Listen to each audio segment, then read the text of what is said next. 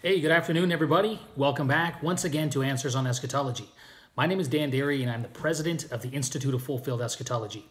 We are in the midst of a study on Matthew chapter 24, and we are continuing to look at verse 14 regarding the Great Commission. Now, last video I told you we were going to get into a comparative study on the words of Jesus, the Greek words Jesus used to command the Great Commission, and compare those with the Greek words that Paul used in the first century to, excuse me, to say that commission had been accomplished. Okay, but before we do that, I want to take one more video, which will be a continuation from last video, and will just lay the groundwork even better for what we'll move into. Okay, so Matthew 24:14.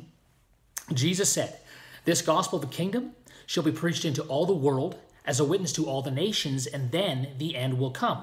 We looked last video that this word world is oikumene or oikumene. And we showed you from comparative texts in the scriptures that that word doesn't have to mean the entire world as we know it today. Every nation on the world today isn't included in the oikumene, especially in Matthew 24:14 in the context of the end of the age, that is the end of the Old Covenant age, and all of that prophecy being fulfilled in that generation, Matthew 24 and 34. So I want to do the same thing, this video, but with the Greek word ethnos. The word that Jesus used in Matthew 24:14, where he says that the gospel of the kingdom will be preached in all the world as a witness to all the nations. Ethnos. I want to look at this word, ethnos, the same way we did oikumene in the New Testament, and demonstrate that all the nations today in 2018 are not incorporated into Jesus's Great Commission of 30 AD, okay? He didn't mean that they were supposed to go into all of the known world today and preach the gospel to all of the nations that exist in 2018. He was speaking to his first century generation who were to go in the known world of that day and preach the gospel to every nation that existed in their lifetime, okay, in that period of time. And I want to demonstrate this. Let's go to Luke chapter 21 and verses 20 to 24. So this is a parallel discourse, obviously, to Matthew 24. And Luke, this context right here is the destruction of Jerusalem in AD 70. So keep that in mind as we go forward. Luke 21, verses 20 to 24. "But when you see Jerusalem surrounded by armies, then recognize that her desolation is near. Then those who are in Judea must flee to the mountains, and those who are in the midst of the city must leave, and those who are in the country must not enter the city, Jerusalem. Because these are the days of vengeance, so that all things which are written will be fulfilled. Woe to those who are pregnant and those who are nursing babies in those days, for there will be great distress upon the land and wrath to this people, the Jews, and they will fall by the edge of the sword and will be led captive into all the nations." Ethnos, same word as Matthew 24:14. "And Jerusalem will be trampled underfoot by the Gentiles until the times of the Gentiles are fulfilled." So catch this. Jesus prophesied the destruction of Jerusalem, and those who would be destroyed, those who would endure that wrath, that day of vengeance, would be carried captive into all the ethnos, all the nations. Now, ask yourself a question. Could the Jews that were captured in the destruction of Jerusalem in AD 70 be carried away, and were they carried away into Canada and Australia? And are you with me?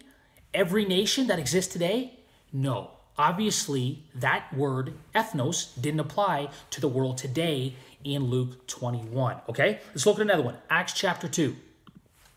This is the day of Pentecost. Let's read Acts chapter 2, 1 to 5. "When the day of Pentecost had come, they were all gathered together in one place. And suddenly there came from heaven a noise like a violent rushing wind, and it filled the whole house where they were sitting. And there appeared to them tongues as of fire, distributing themselves, and they rested on each one of them. And they were all filled with the Holy Spirit and began to speak with other tongues as the Spirit was giving them utterance. Now there were Jews living in Jerusalem. Then, at Pentecost, devout men from every nation, ethnos, under heaven. So listen, at Pentecost 2,000 years ago, when the day of Pentecost was fulfilled, was there Jews living in Jerusalem from every nation that exists today? Obviously not. Once again, ethnos doesn't refer to every nation of the world in 2018. Let's look at another one, Acts chapter 21. And let's read verse just 21, I think is all we need to read here. Actually, let's read verse 20 and 21. And when they heard it, they began glorifying God, and they said to him, "You see, brother, how many thousands there are among the Jews who have believed, and they are all zealous for the law. And they have been told about you," that's about Paul, "that you are teaching all the Jews who are among the Gentiles, the ethnos, to forsake Moses, telling them not to circumcise their children, nor to walk according to the customs." So they were accusing Paul of telling all the Gentiles, or the nations, the ethnos, that not to follow the law of Moses. Ask yourself once again, was Paul telling Canadians and Americans and East Indians not to keep the law of Moses in that day? No. Ethnos didn't mean every nation that exists today. And look at one more, Romans chapter 16, verses 25 and 26. "Now to him who is able to establish you according to my gospel and the preaching of Jesus Christ, according to the revelation of the mystery which has been kept secret for long ages past, but is now manifested, and by the scriptures of the prophets, according to the commandment of the eternal God, has been made known to all the nations," ethnos, leading to obedience of faith. Had the gospel at that time, when Paul wrote Romans, been revealed to all the nations? Had it been made known through the prophets to every nation that exists today at that time? See, when we understand that there is an audience relevance at work in the scriptures, we won't be so ignorant to confuse these words.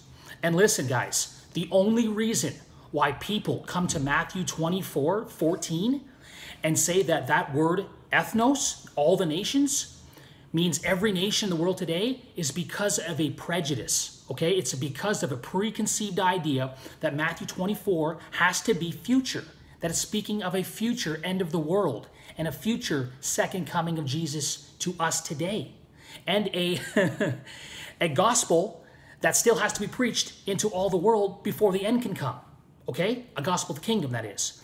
But listen, that's not true at all. We've demonstrated now that Matthew 24:14, where Jesus says, "The gospel kingdom shall be preached in all the world as a witness to all nations." That world was oikoumene. It was the existing, inhabited world of that day, the Roman world. That gospel of the kingdom had to be preached in all of that world as a witness to all the nations, all the ethnos. That is, all the nations that lived in that Roman world, that existed in the first century, before the end of the old covenant age could come. And listen, that's exactly what happened. And all of this evidence fits perfectly with Jesus' words in Matthew 24:34. "Verily I say unto you, this generation will not pass away until all these things take place." Jesus said the Great Commission was going to take place in his generation. And those words which Jesus used to describe how that Great Commission and where that Great Commission would go point us to a first century context. So, what I want to do now, after laying that groundwork, we want to get into the next handful of videos. We will compare the Greek words that Jesus used to command the Great Commission with the Greek words that Paul used to proclaim its fulfillment in the first century. And we're going to see that those words are identical. Paul places the fulfillment of the Great Commission in the first century, just like Jesus did. So guys, don't miss it. Tune in next time on Answers on Eschatology for more on the Great Commission fulfilled in the first century. Bye for now.